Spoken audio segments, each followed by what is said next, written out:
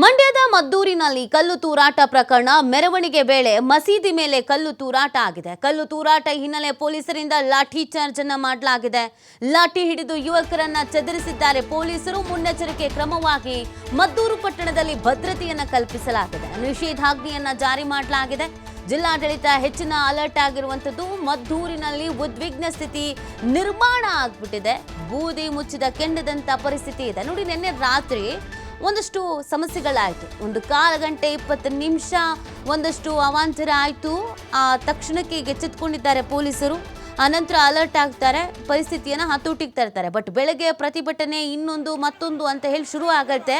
ಆಗ ಪರಿಸ್ಥಿತಿ ಕೈ ಮೀರುತ್ತೆ. ನೀವು ದೃಶ್ಯದಲ್ಲಿ ಗಮನಿಸ್ತಾ ಇರ್ಬೋದು, ಎಲ್ಲ ಚಲ್ಲಾಪಿಲ್ಲಿಯಾಗಿ ಓಡ್ತಾ ಇದ್ದಾರೆ. ಪೊಲೀಸರು ಕಂಟ್ರೋಲ್ಗೆ ತರುವಂತ ನಿಟ್ಟಿನಲ್ಲಿ ಲಾಠಿ ಚಾರ್ಜ್ ಅನ್ನ ಮಾಡಿದ್ದಾರೆ. ಮೆರವಣಿಗೆ ವೇಳೆ ಮಸೀದಿ ಮೇಲೆ ಕಲ್ಲು ತೂರಾಟವನ್ನು ಮಾಡಲಾಗಿದೆ.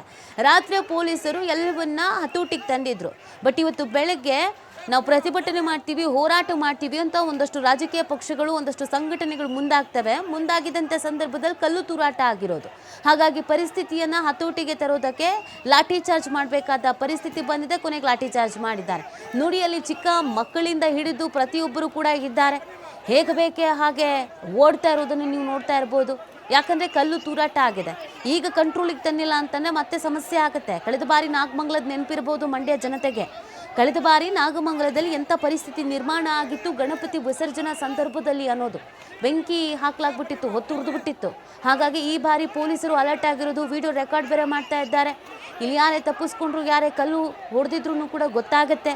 ಕೆಲವೊಂದಷ್ಟು ಸಂಘಟನೆಗಳು ಮತ್ತು ರಾಜಕೀಯ ಪಕ್ಷಗಳು, ಯಾವಾಗ ಈ ರಾಜಕೀಯ ಪಕ್ಷಗಳ ಇನ್ವಾಲ್ವ್ಮೆಂಟ್ ಆಗುತ್ತೋ ಸಹಜವಾಗಿ ಅಲ್ಲೊಂದು ಕಲ್ಲು ತೂರಾಟನೋ, ಬೆಂಕಿ ಹಚ್ಚೋದೋ, ಲಾಠಿ ಚಾರ್ಜೋ ಏನಾದರೂ ಒಂದು ಆಗೇ ಆಗತ್ತೆ. ಅದು ಆ ಪಕ್ಷ ಈ ಪಕ್ಷ ಅಂತ ಅಲ್ಲ. ನೋಡಿ, ನಿನ್ನೆ ರಾತ್ರಿಯೇ ಒಂದು ಅವಘಡ ಸಂಭವಿಸುತ್ತೆ.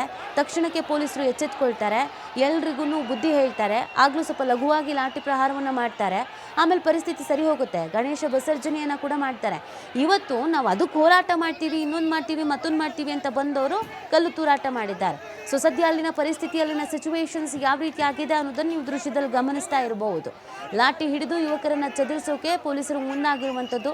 ಹೆಚ್ಚಿನ ಪೊಲೀಸರನ್ನು ಕೂಡ ನಿಯೋಜನೆ ಮಾಡಲಾಗಿದೆ. ನಿನ್ನೆ ರಾತ್ರಿಯಲ್ಲೇ SP ಮದ್ದೂರಿನಲ್ಲೇ ಬೀಡು ಬಿಟ್ಟಿದ್ರಂತೆ. ಯಾವುದೇ ಕಾರಣಕ್ಕೂ ಯಾವುದೇ ರೀತಿಯಾದಂಥ ಅಹಿತಕರ ಘಟನೆಗಳು ಆಗಬಾರ್ದು, ಕಾನೂನು ಸುವ್ಯವಸ್ಥೆ ಅನ್ನೋದು ಹದಗೆಡಬಾರ್ದು, ಹಾಳಾಗಬಾರ್ದು ಅನ್ನುವಂಥ ಹಿನ್ನೆಲೆಯಲ್ಲಿ SP ನಿನ್ನೆ ರಾತ್ರಿಯೆಲ್ಲ ಮದ್ದೂರಿನಲ್ಲೇ ಬೀಡು ಬಿಟ್ಟಿದ್ರು. ಮಂಡ್ಯ SP ಅನ್ನೋದ್ರ ಬಗ್ಗೆ ಮಾಹಿತಿ ಸಿಗ್ತಾ ಇದೆ.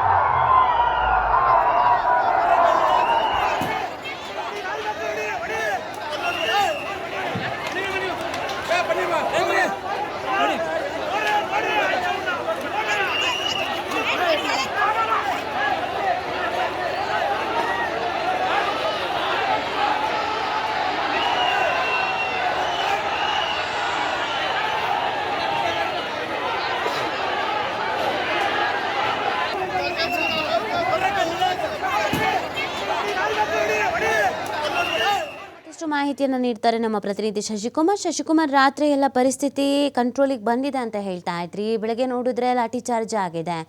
ಏನಾಯ್ತು ಇವತ್ತು ಬೆಳಗ್ಗೆ, ಏನು ನಡೀತಾ ಇತ್ತು, ಯಾವ ಸಂದರ್ಭದಲ್ಲಿ ಕಲ್ಲು ತೂರಾಟ ಆಗಿದೆ? ಏನು ನಿನ್ನೆ ಗಣೇಶ ಮೂರ್ತಿ ಮೆರವಣಿಗೆ ವೇಳೆ ಆ ಕಲ್ಲು ತೂರಾಟವನ್ನ ಖಂಡಿಸಿ ಇವತ್ತು ಹಿಂದೂಪರ ಸಂಘಟನೆಗಳು ಮದ್ದೂರು ಪಟ್ಟಣ ಬಂದ್ಗೆ ಕರೆ ಕೊಟ್ಟಿದ್ರು. ಆ ಮದ್ದೂರು ಪಟ್ಟಣ ಬಂದ್ ಹಿನ್ನೆಲೆಯಲ್ಲಿ ಇವತ್ತು ಉಗ್ರ ನರಸಿಂಹಸ್ವಾಮಿ ದೇಗುಲದಿಂದ ಏನು ಟಿ.ಬಿ. ವೃತ್ತದವರೆಗೆ ಬೃಹತ್ ಪ್ರತಿಭಟನಾ ಜಾಥಾವನ್ನು ಕೂಡ ಹಮ್ಮಿಕೊಂಡಿದ್ರು. ಈ ಸಂದರ್ಭದಲ್ಲಿ ಆ ಪ್ರತಿಭಟನಾ ಜಾಥಾ ಏನು ಮಸೀದಿ ಹತ್ರ ಬರ್ತಿದ್ದಂತೆ, ಅಂದ್ರೆ ಪೇಟೆ ಬೀದಿ ಬಳಿ ಇರ್ತಕ್ಕಂತ ಏನು ಮಸೀದಿ ಇದೆ, ಮಸೀದಿ ಬಳಿ ಬರ್ತಿದ್ದಂತೆ ಒಂದ್ ರೀತಿ ಪ್ರಕ್ಷುಬ್ಧ ವಾತಾವರಣ ನಿರ್ಮಾಣ ಆಯಿತು. ಸ್ಥಳದಲ್ಲೇ ಕೂತು ಪ್ರತಿಭಟನಾಕಾರರು ತಮ್ಮ ಆಕ್ರೋಶವನ್ನು ಕೂಡ ಹೊರ ಹಾಕಿದ್ರು. ಈ ಸಂದರ್ಭದಲ್ಲಿ ಕೆಲವರು ಏನು ಮಸೀದಿ ಮೇಲೆ ಕಲ್ಲು ತೂರಾಟವನ್ನ ನಡೆಸಿದ್ರು.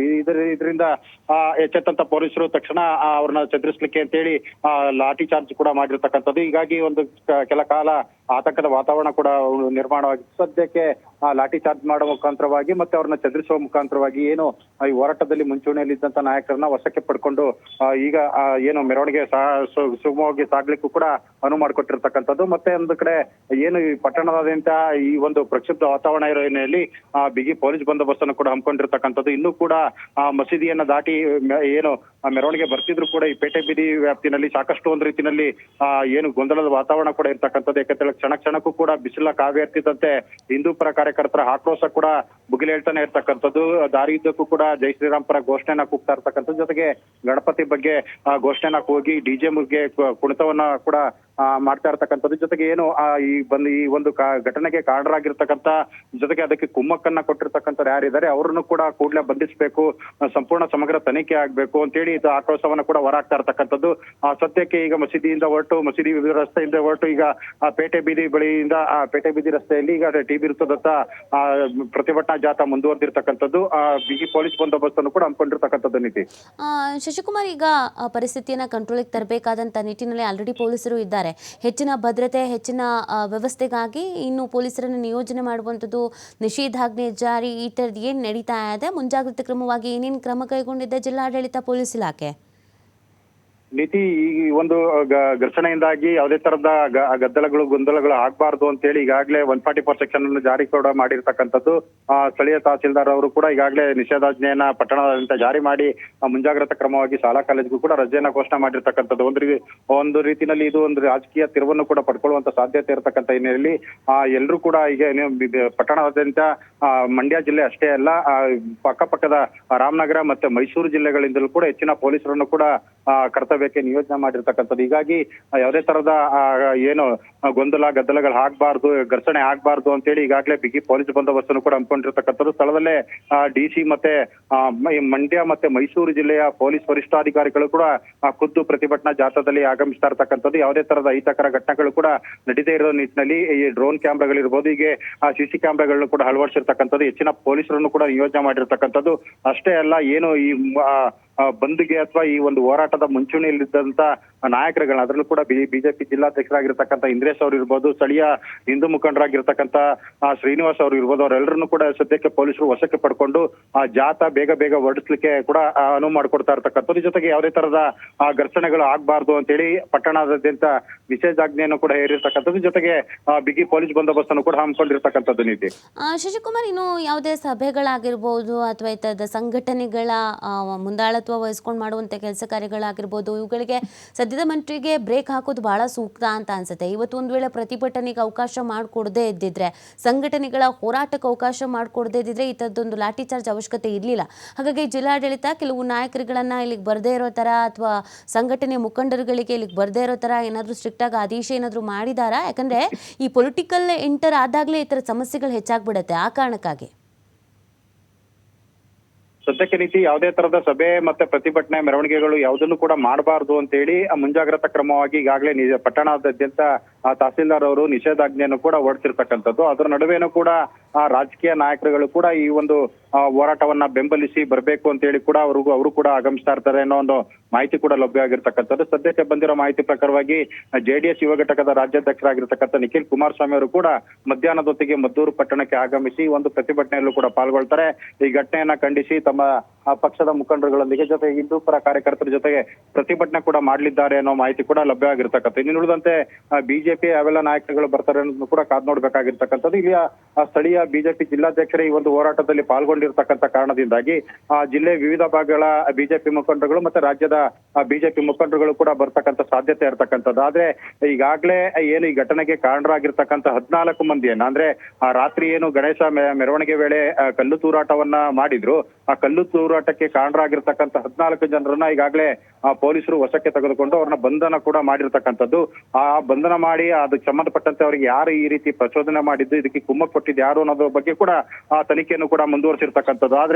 ಆದ್ರೂ ಕೂಡ ಈ ಹೋರಾಟಗಾರರ ಆಕ್ರೋಶ ಇನ್ನೂ ಕೂಡ ಕಮ್ಮಿ ಆಗಿಲ್ಲ. ಯಾಕಂತ ಹೇಳಿದ್ರೆ ಯಾರೋ ಕೆಲವು ಕಿಡಿಗೇಡಿಗಳು ಮಾಡಿರೋ ಕೃತ್ಯ ಅಲ್ಲ, ಇದರಿಂದ ಭಾರಿ ಹುನ್ನಾರ ಕೂಡ ಇರ್ತಕ್ಕಂಥದ್ದು. ಹೀಗಾಗಿ ಇದಕ್ಕೆ ಕೃತ್ಯಕ್ಕೆ ಪ್ರಚೋದನೆ ನೀಡಿರ್ತಕ್ಕಂಥವ್ರ ಜೊತೆಗೆ ಇದಕ್ಕೆ ಸಹಕಾರ ಕೊಟ್ಟಿರ್ತಕ್ಕಂಥವ್ರು ಯಾರಿದ್ದಾರೆ ಅದರ ಬಗ್ಗೆ ಸಮಗ್ರ ತನಿಖೆ ಆಗ್ಬೇಕು, ಅವರನ್ನು ಕೂಡ ಬಂಧಿಸಬೇಕು ಅನ್ನೋ ಒಂದು ಆಗ್ರಹ ಮತ್ತು ಆಕ್ರೋಶಕ್ಕೆ ಪಟ್ಟು ಹಿಡಿದಿರ್ತಕ್ಕಂಥದ್ದು. ಹೀಗಾಗಿ ಕ್ಷಣಕ್ಕೂ ಕೂಡ ಈ ಒಂದು ಹೋರಾಟ ಮತ್ತಷ್ಟು ಭುಗಿಲೇಳ್ತಕ್ಕಂಥ ಸಾಧ್ಯ ಇರ್ತಕ್ಕಂಥದ್ದು. ಹೀಗಾಗಿ TB ವೃತ್ತದವರೆಗೆ ಏನು ಪ್ರತಿಭಟನಾ ಮೆರವಣಿಗೆ ಬರುತ್ತೆ, ಆ ಸಂದರ್ಭದವರೆಗೂ ಕೂಡ ಮತ್ತಷ್ಟು ಜಿಲ್ಲೆ ಮತ್ತು ವಿವಿಧ ಭಾಗಗಳಿಂದ ಹೋರಾಟಗಾರರು ಕೂಡ ಬರ್ತಕ್ಕಂಥ ಸಾಧ್ಯತೆ ಇರ್ತಕ್ಕಂಥದ್ದು. ಹೀಗಾಗಿ ಯಾವುದೇ ತರದ ಅಹಿತಕರ ಘಟನೆಗಳು ನಡೀಬಾರ್ದು ಅನ್ನೋ ಒಂದು ಮುಂಜಾಗ್ರತಾ ಕ್ರಮವಾಗಿ ಬಿಗಿ ಪೊಲೀಸ್ ಬಂದೋಬಸ್ತನ್ನು ಕೂಡ ಹಮ್ಮಿಕೊಂಡಿರ್ತಕ್ಕಂಥದ್ದು. ನೀತಿ ಫೈನ್, ಥ್ಯಾಂಕ್ ಯು ಶಶಿಕುಮಾರ್ ತಮ್ಮ ಡೀಟೇಲ್ಸ್ಗಾಗಿ.